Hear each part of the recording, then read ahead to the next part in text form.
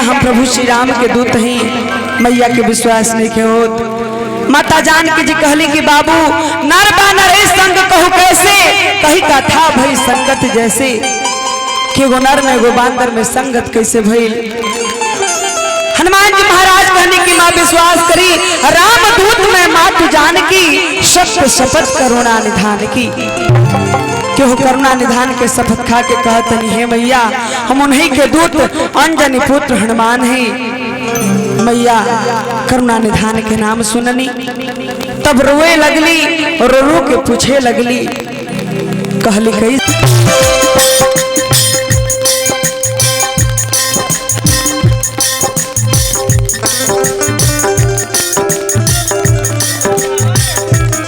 Hello sound वाले भैया, पूनम शर्मा जी के माइक में हाथना नहीं बोले के तुरंत दे दो बैटरी बदले। हेलो हेलो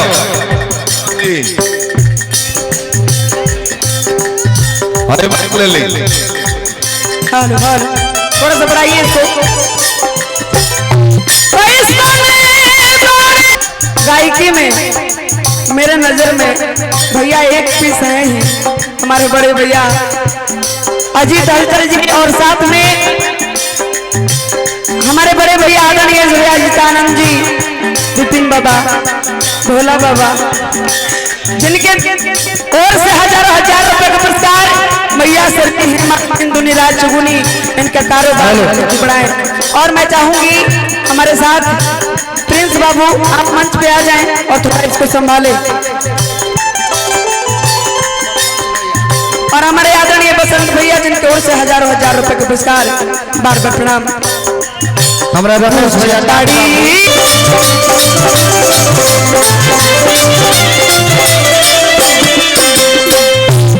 बहुत बहुत रुपया का पुरस्कार हमारा भाई अरुण अलबेला जी, रमेश भैया डाक बाबू, हमारा बसंत भैया मुखिया जी, हमारा बाबू साहब भैया, और हमारे आदरणीय भोला भैया जिनकी ओर से हजारों हजार रुपए की अरदास चल गई नहीं। चाव की पुलिस भैया सुजीत भैया आए। हेलो एक बैटरी बदल दे। उपेंद्र बाबा आई, रंजय भैया, अरुण भैया, मैया जानकी जी हमरा से कौन ऐसी गलती हुई जो भगवान हमके भुला गए नहीं कहने के बाद नाम धरतने सबे मंच पर आई भाई दू गो गीत गावे के बस कौन भइले हमारा से गलती बैटरी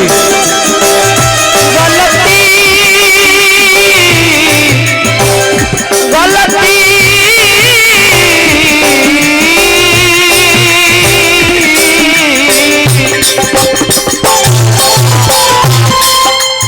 इनका हटा दे तो पैसा तू दे के बोलता, जिन बोला तेरे पैसा देता रहे, पैसा देवे ला जहाँ मन करी हो जाए होके जी।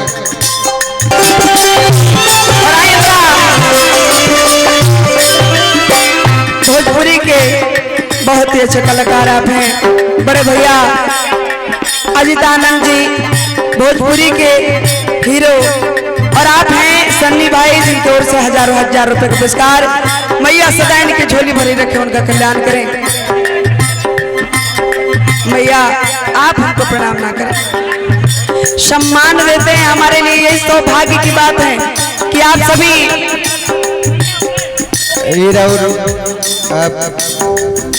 पूनम जी राउर भैया ना लगे हैं, राउर बबुआ लगे, हमारे शिष्य में मैंने हमारे लड़का है कैसे अपन नाता देख ले।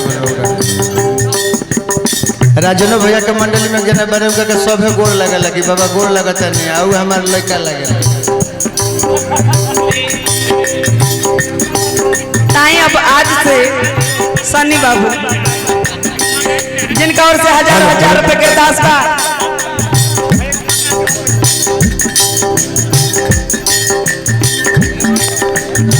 मैया जानकी जी कहली कि अब कितना कष्ट सही है बाबू लंका नगरी में रोतरी, ये सब हमार जान हलो जान केतना ले सही हम विपत्तिया रह जाए। हमारा पुलिस भैया बानी, हमारा भोला भैया बाबा ना यहाँ के भोला भैया है, यहाँ भोला बाबा दूसर है। रुक जाए, आराम से गाएं।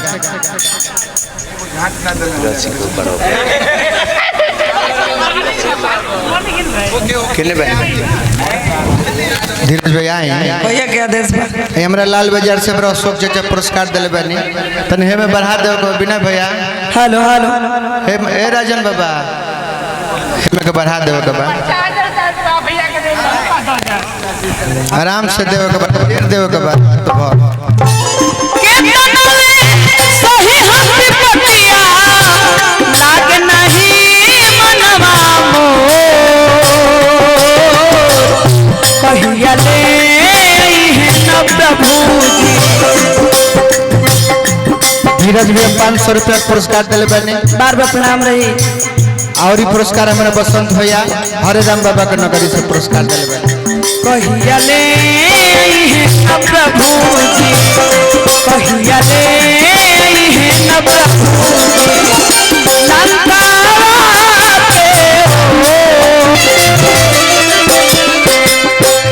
बेरी बेरी रावण आके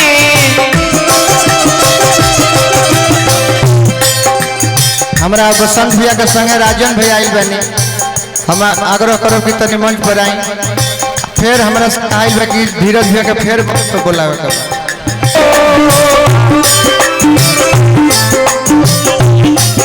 बाबू साहेब मुखिया जी के नाम पर हाई ले बसंत भैया के नाम पर धरी है, धन्यवाद। देख लो। हाई रमेश भैया डॉक्टर बाबू हम तो पूनम देवी के दिल से तहे दिल से स्वागत करता नहीं, लेकिन हरिराम के नगरी में हमारा लगे तो कुछ भी बा ना, लेकिन 40 बीघा में 1 बीघा पूनम दीदी खातिर बा, काले रजिस्ट्री करा ले हमारे यहाँ सर्वे चालू बा, जरूर नाम डलवा दे। 40 बीघा में बाबा हरिराम के नगरी में मैरो में 1 बीघा पूनम दीदी खातिर बा, सर्वे में एकदम हम नाम डलवा दे।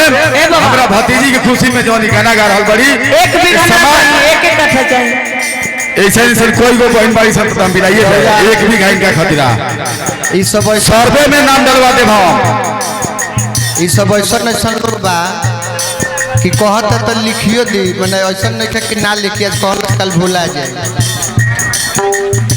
100 बीघा के जोतवैया 200 बीघा के रहल लोग, 1 बीघा कह के कलाकारे के लिए 40 बीघा पर आ गई लोग। चलिए हमरा खातिर सौभाग्य के बात कि आप जैसन प्यार आशीर्वाद देने वाला श्रोता भाई राजन भैया नाम है, धीरज भैया गए आई और के गए चाहे ना आए।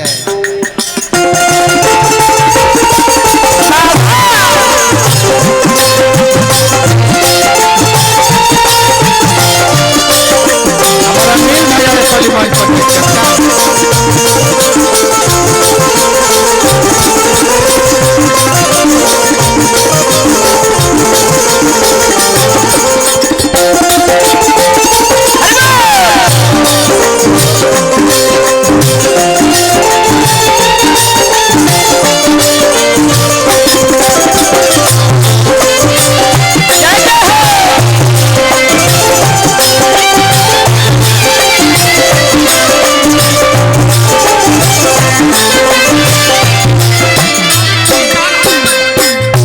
हमारा अनिल भैया बानी फौर के धरती से हजारों रुपया पुरस्कार।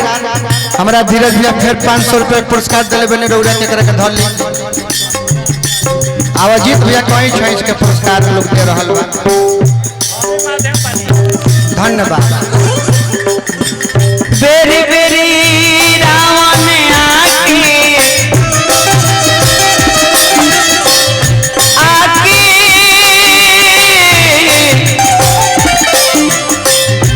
आके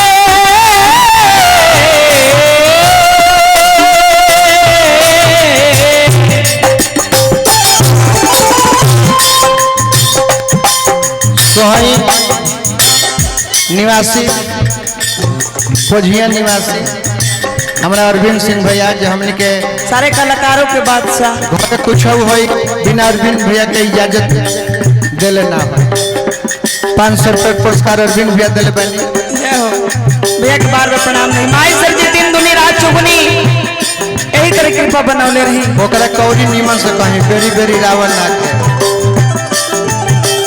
बेरी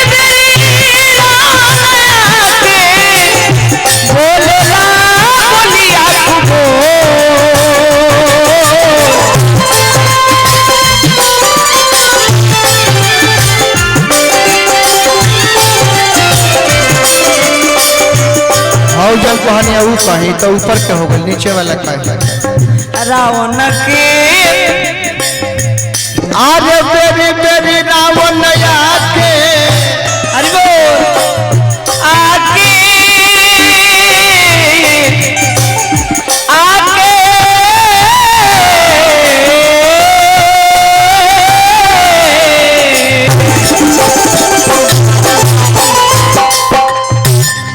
हरे आके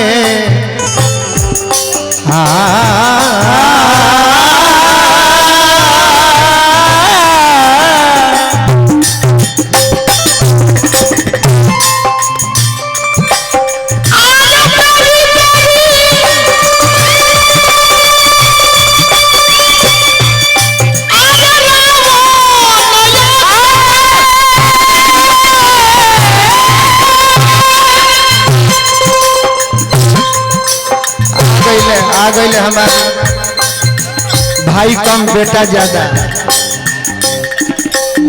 शिव कुमार बिकू जहानाबाद भैया ऐसा ही कहियो जान ले लेबो इंतजार करत करत कहियो हमार जान निकल जाए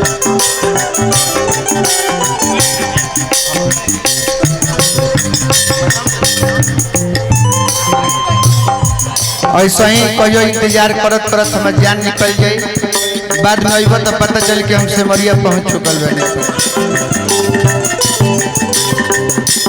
ऐसा मत किया करो यार नहीं नहीं मारी फिर से पानी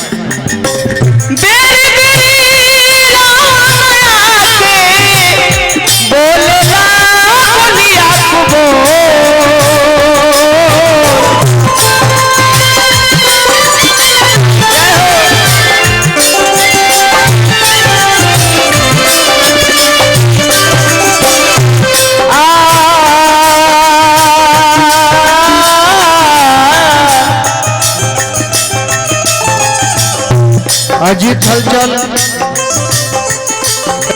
अरविंद सिंह अभियंता की तरफ से बहुत बहुत तक पुरस्कार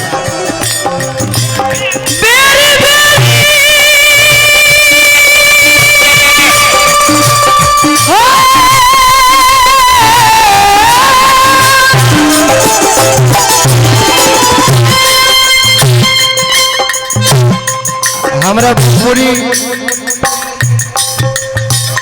के अगर लेडीज कलाकार में अगर केहू का पावरफुल आवाज रहा तो कल्पना जी का रहा लेकिन फिर भी उनका पगौर हम ना करिले ऐसे तो हमनी के भाषा भाषी का ना है आज हमनी के भाषा भाषी का ना हो भारतीय है तो भारतीय के नाते उनका से प्रेम बा लेकिन जहाँ भोजपुरी के बात है जिसमें कल्पना से लगाव हमारा नहीं है लेकिन भोजपुरी में अगर केहू का हम देखनी इतना पावरफुल आवाज तो हमारा पूनम के बाद केहू के बाद वैसा आवाज केहू के ना देख आप सब इतना ना प्यार दे देनी एगो पूनम के बाद ना तो पूनम के भाई के बाद एकदम अरे हमारे गुरुजी आ गए पुरस्कार देवे बहादुर गुरुजी अजीत ही मत कह पूनम शर्मा से तुमको कम तार आवाज ना हो दूसरा से गाल लो तुम दूसरा से रामायण के गायकी में अजीत के आवाज के जोड़ा केहू अभी नहीं कर पुलिस से तक अभी तू पीछे छोड़ रहा ना वो सब धरोहर है लेकिन दूसरा से गावे लगी जा अगले जन्म में तीनों आदमी भाई बहन होकर जाएगी अगला जन्म में आए जन्म में सार पहन बनी जाए भाई बहन बनी जाए कंफर्म नहीं की यहाँ के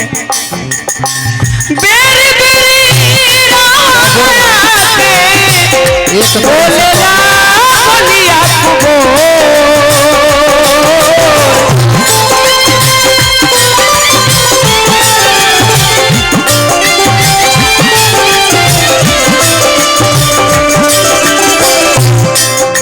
भगवान करस के हर जन्म में हमारे बड़ भाई मिले तो अरविंद सिंह अभियंता मिलस अजीत आनंद मिलस बहादुर जी कहनी गुरु जी कहनी अब का कहिए सारे तारा का भगवान करस के हर जन्म में बड़ भाई अरविंद सिंह अभियंता मिलस, अजीत आनंद मिलस, लेकिन एक गर्भ से उनके जन्म ना ले जा। एक गर्भ से हम आज तक केहू भाई के ना देखनी कि जे जीवन भर एक रह गई होके हमन के जीवन भर एक रह जाए। तब हमारा ऐसने भाई चाहिए, हमारा अलग होके वाला भाई ना चाहिए जन्म में। रावण के बोली से हमके, रावण के बोली से हम मैया छड़ी सिया मैया, छड़ी सिया मैया, छड़ी सिया मैया। अगर अच्छा लागल होगा तो जोरदार ताली हो जाए।